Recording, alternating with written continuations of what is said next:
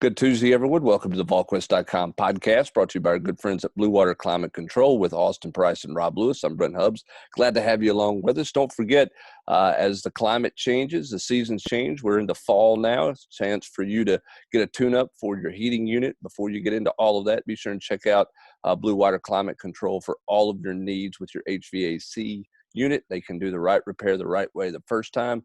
Give them a call today at 865-299-2290. You can book an appointment online at their website at bluewaterclimatecontrol.com or check them out on Twitter at blueh2o_climate. Again, for their best service in HVAC needs, check out our friends at Blue Water Climate Control.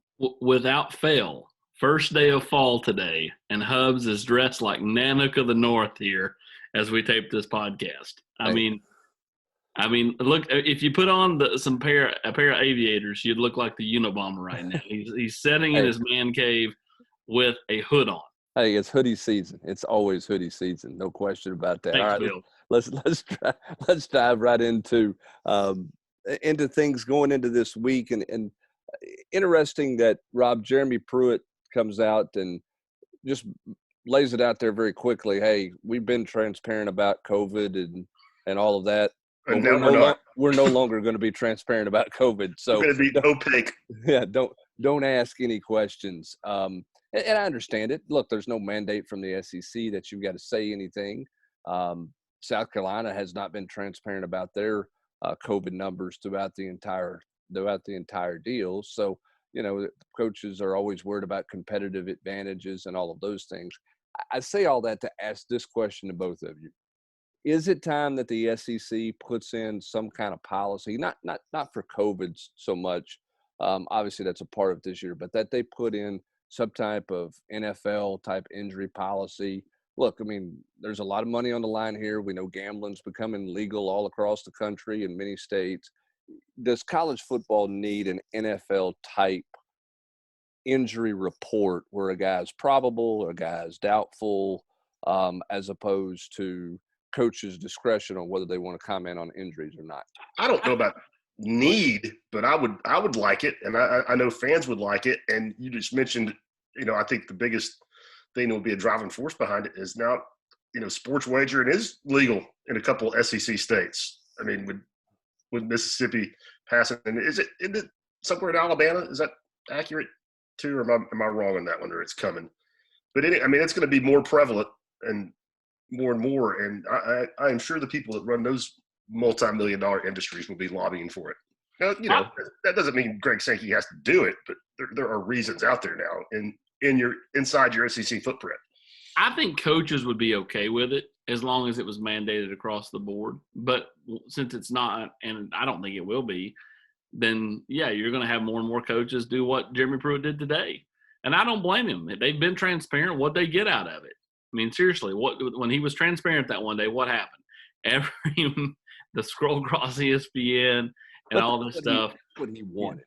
That's what Jeremy Pruitt wanted. That's why he said that. He didn't. I mean, that was a calculated move by Jeremy Pruitt to come out and say but he had been transparent about it before he started talking about the contact tracing. He had been transparent about the number of tests they had and that type of thing before that date.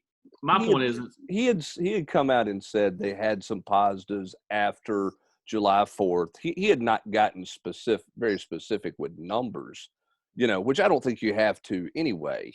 My point is, I don't know that he got anything out of it other than he got fans on his side with the idea that his program was getting hosed by contact tracing, which is exactly why he said that publicly to the media. That was my point.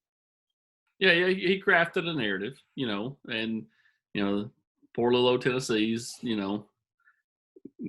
short end of the stick. We'll see. You talk to enough people, I think we've all talked to guys that there's a good notion out there that, Tennessee's had some guys miss, but they're not, doom and gloom like everybody's, like it's been portrayed the last couple of weeks. You mean they didn't have 50 people out?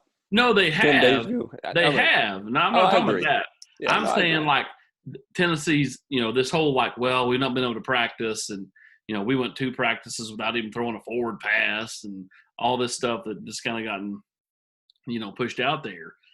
That that the notion is that Tennessee's going to play a really rusty, out of shape game on Saturday, and maybe they will, but I'm betting they don't. I'm betting they play a lot more clean than everybody thinks.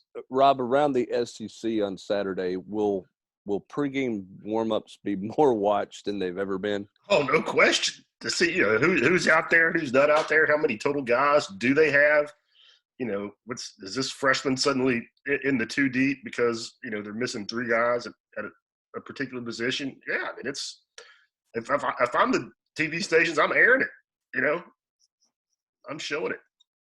And if I'm a coach, Austin, I'm not sure I'm putting anybody's warming up in their jerseys until the last 10, 12 minutes before kickoffs. That nobody's out there with the jersey on for as long as possible, right? Well, I think the biggest thing is no one's. I mean, yes and no. I think at that point the hay's in the barn.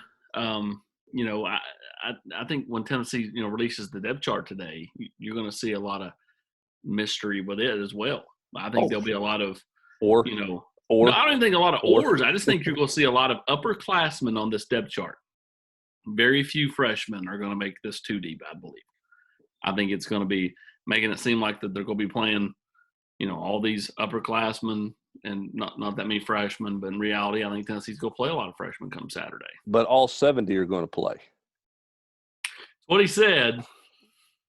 So Jeremy Pruitt said on Monday is that all 70 would play. Listen, here's the bottom line, and listen, I totally get, and I have no problem with Jeremy Pruitt handling things the way he did on Monday and what he said. I think he's pushed all the right buttons, from a PR and a media standpoint throughout this whole thing. The bottom line is going into Saturday, not just Tennessee, but I think you can make this case for pretty much everybody in the SEC.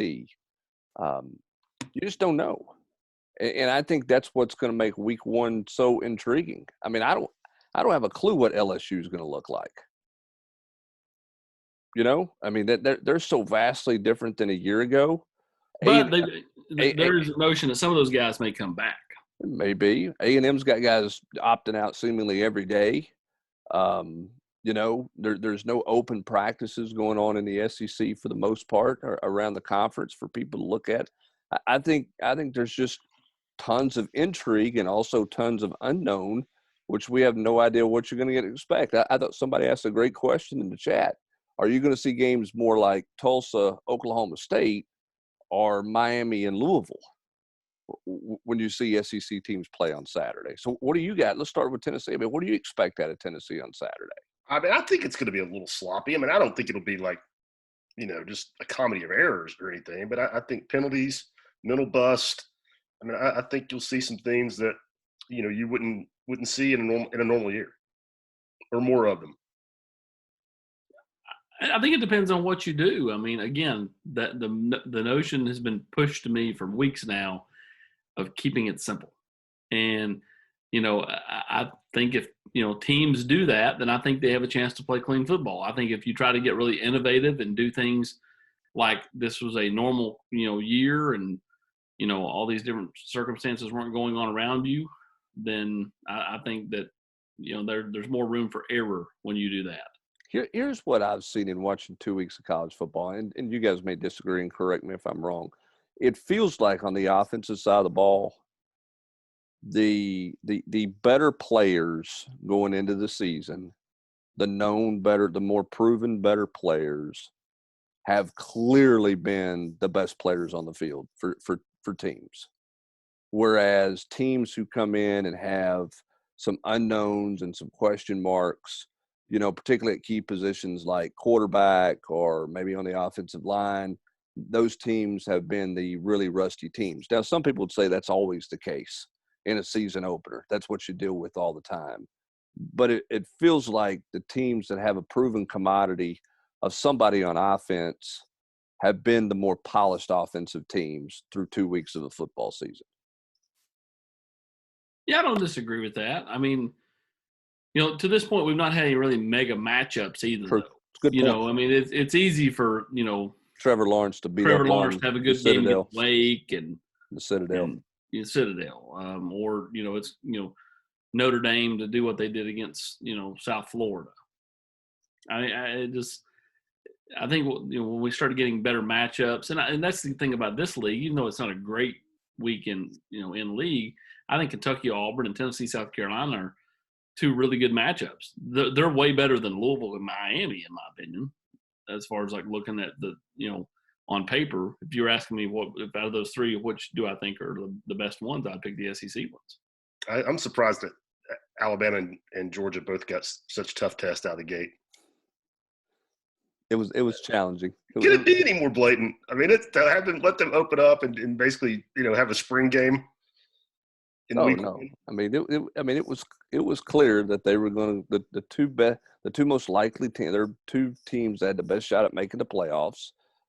On paper, were going to be the teams that got the easiest schedule. Now, the Georgia thing's interesting because suddenly now JT Daniels may not get cleared to play. I think he will, but suddenly at Georgia, where they thought fans thought they had two Heisman Trophy quarterbacks transfer in on their roster.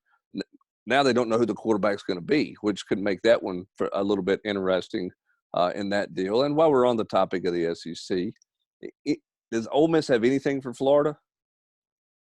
I'll be surprised. Yeah, I will be too. I think Florida handles that one pretty comfortably in that game. But we'll see what these teams look like. I think it will be intriguing for sure. All right, let's jump back to Tennessee a little bit. The two deep is coming out today. We know that's going to have a lot of window dressing in it, and maybe not the complete accuracy of things. Sounds like Cade Mays Austin, that they are prepping to have him as a starter and have him eligible. We think the SEC is going to rule in favor there?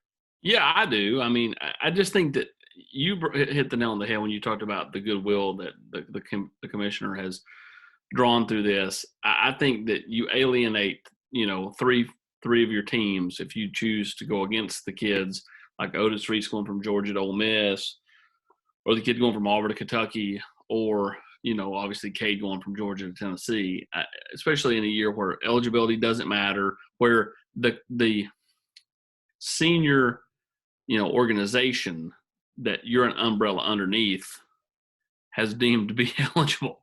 I mean, it comes across petty and really not looking out for the kid's best interest if you deem him not eligible. So I'm going to go with, yes, Tennessee gets the news they're waiting on, and everybody's happy. Yeah, I mean, I think you made the biggest point, Brent. I know you said this and what you just said, AP. In a year where eligibility doesn't count, how does penalizing a kid in a year where, none of it matters how is that defensible? I just don't see how Sankey wants to be the bad guy in this situation. Now, stranger things have happened. We know they don't like transfers within the conference. I get it, all those things, but I think they put it.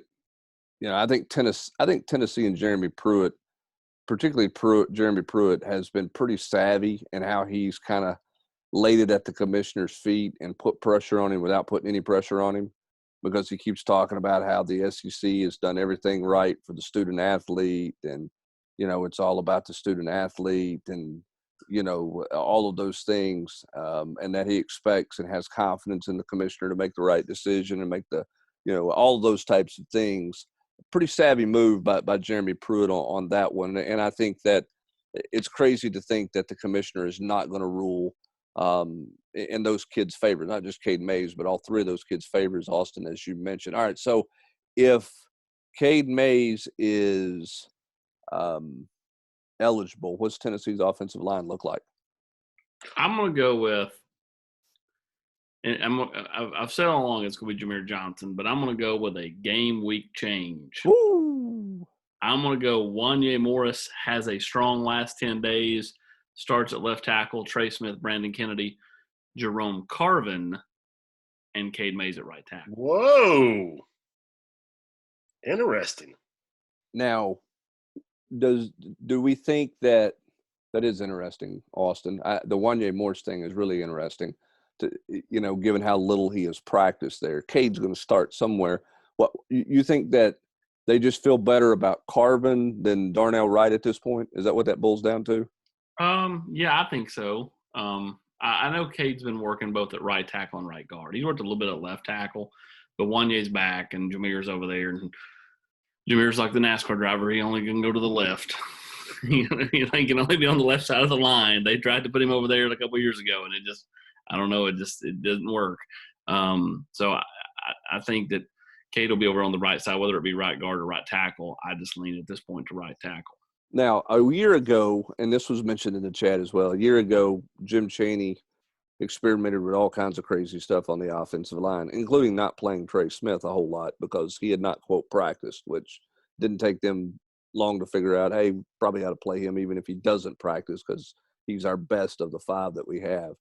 Do you think that you will see them, and this is for both of you guys, do you think you'll see Chaney and Will Friend rotate as much this game? My inkling is no, because I think last year they underestimated Georgia State and saw that much more as a tune-up game than they did anything else. Certainly this is not a tune-up game. I'm not saying they won't play some other players, but, I mean, is this a team that's going to play Calbert and Darnell Wright and Spraggins and Jameer and Wanye both and suddenly end up playing 9 or 10 offensive linemen on Saturday?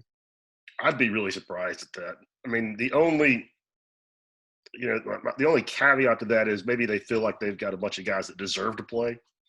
And you mentioned, Calbert started a bunch of games last year. Obviously, Darnell Wright started a bunch of games last year. I mean, and somebody's going to lose out between Wanye and Jameer, who's played a lot of football for you. So, I mean, do they feel like kids have practiced and earned playing time? But I'm always I'm a big advocate for continuity on the offensive line. And even if you have some good guys who've practiced well, who've worked hard, if they're not your best 5, I mean, I think they need to sit, especially early in the season, especially when you're playing an all SEC slate. I think whoever your best 5 are, I think those guys need to get most of the reps. And so, no, I don't think they'll be revolving doors. AP, what do you think? I don't think there'll be revolving doors, but I think that there will be series where,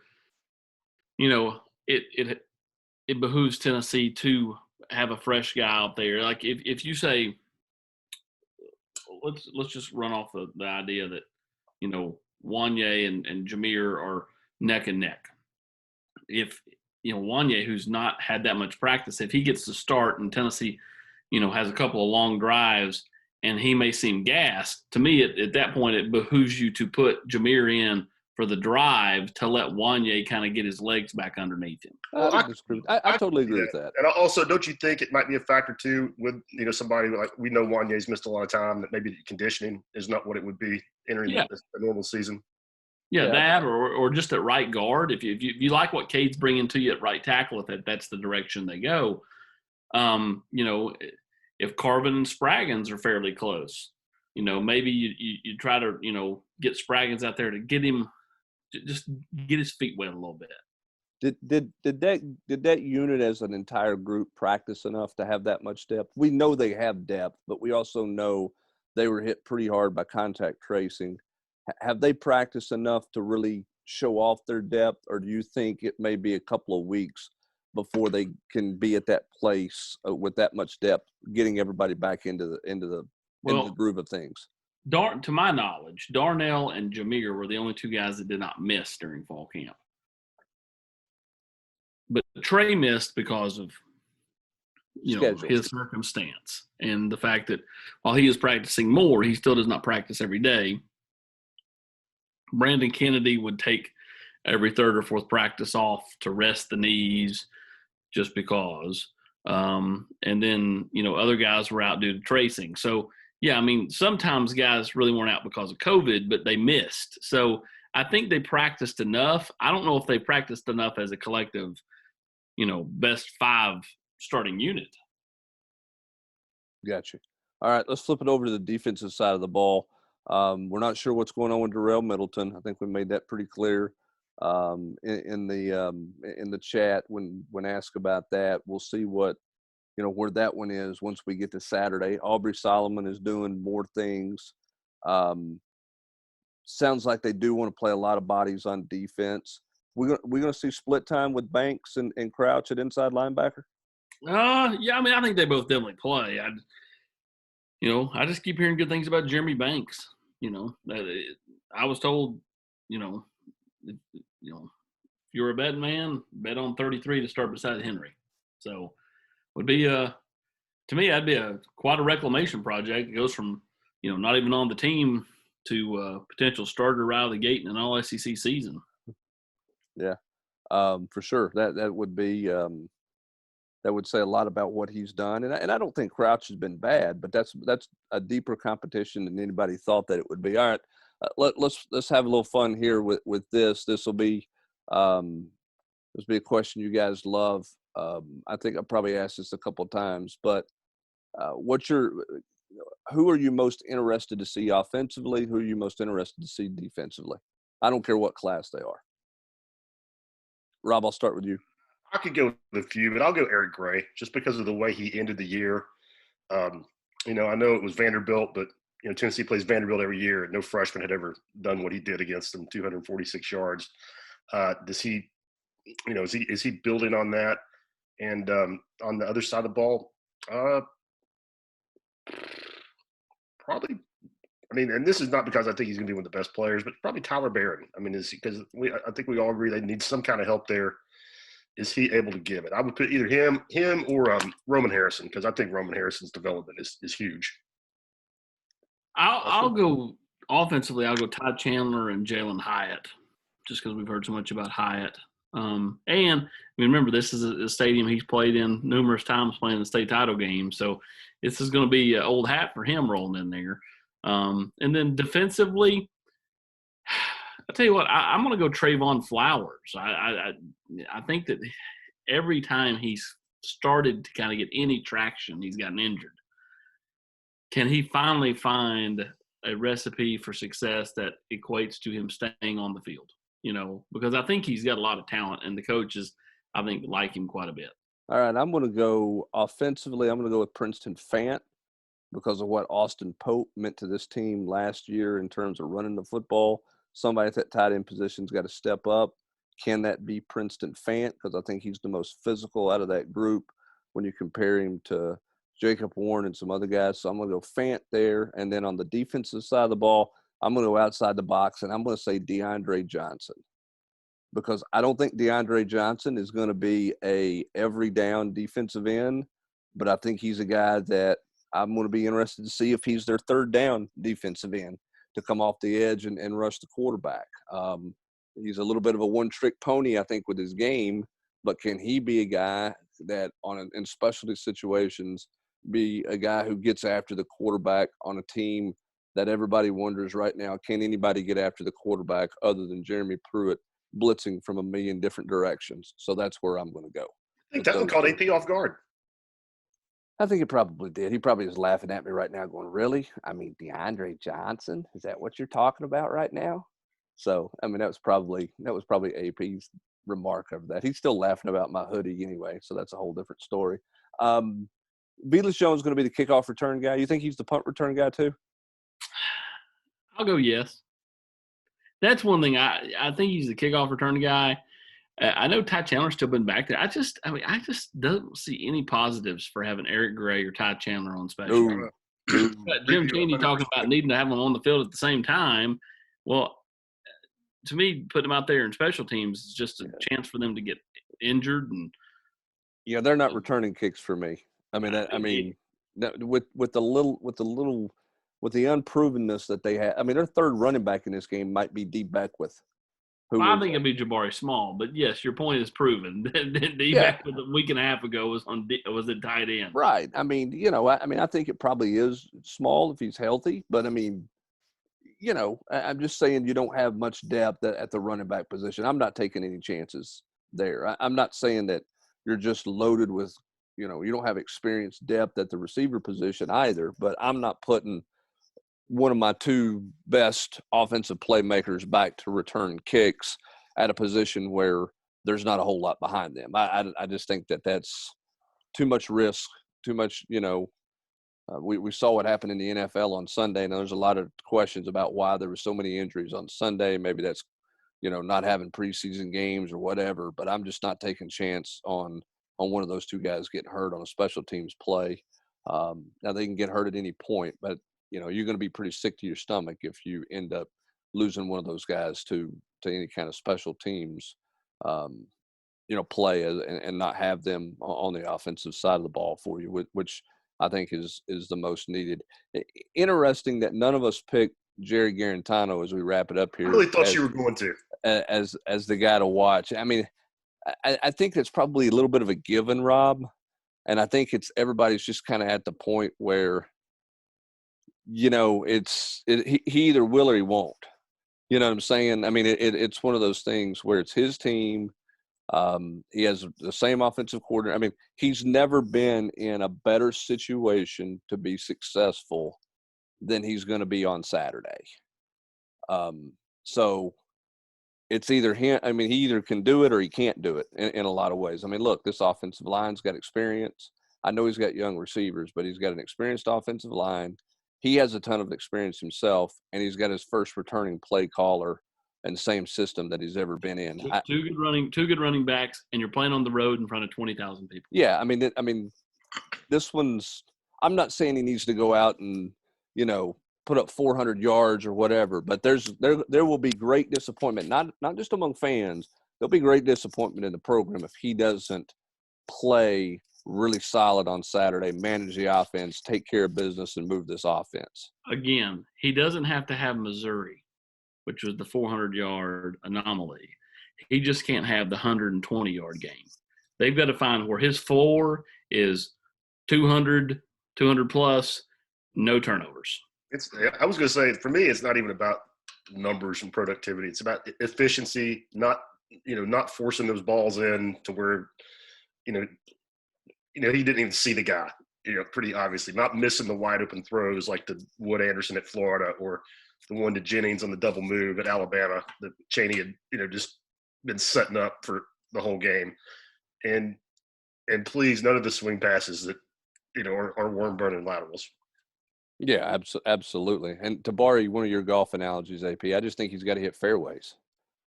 I mean, it doesn't have to be the furthest shot down the fairway, but he's got to hit fairways, not be in the rough. Right. He doesn't have to be Bryson DeChambeau. You don't have to hit him to win the U.S. Open, apparently. Fairways? Yeah.